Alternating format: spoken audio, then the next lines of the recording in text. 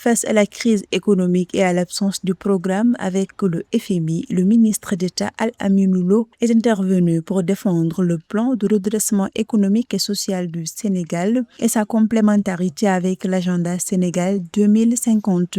Il a affirmé que le PRES constitue le premier palier du redressement national indispensable pour restaurer les équilibres macroéconomiques et préparer la transformation structurelle du pays. Le PRES aussi fait appel à un financement endogène, fait appel à de l'innovation que nous retrouvons également au niveau de l'objectif stratégique 1.6, fait également appel à un cadre des affaires attractif qu'il essaie de construire, que vous avez au niveau de l'objectif stratégique numéro 1.7, fait également appel à la diaspora. Donc c'est dire qu'on ne peut pas opposer le PRES et l'agenda. S'articulant autour de la mobilisation des fonds nationaux, de l'optimisation des dépenses de l'État, d'une meilleure gouvernance et de l'implication de la diaspora, le PRES prévoit de réunir environ 6 000 milliards de francs CFA sur la période 2025-2028. Ce montant équivalent à un budget annuel sera mobilisé sans créer de difficultés pour les citoyens les plus fragiles,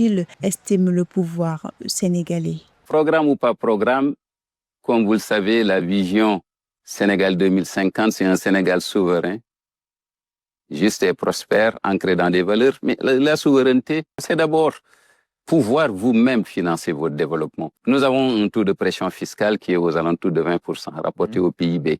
Les pays développés sont entre 30, 35, même 40%. Donc il y a un effort à faire à partir de nos propres recettes que nous devons aller chercher. L'absence de soutien du FMI est vue par le ministre d'État comme une opportunité pour renforcer la souveraineté économique et l'autofinancement du développement, clé du redressement et de l'agenda Sénégal 2050, avec une pression fiscale de 20% du PIB contre 30 ou 40% dans les pays développés. Le ministre d'État Al-Aminou Lo appelle à un effort national accru nécessaire, même dans le cas de l'existence d'un programme du FMI.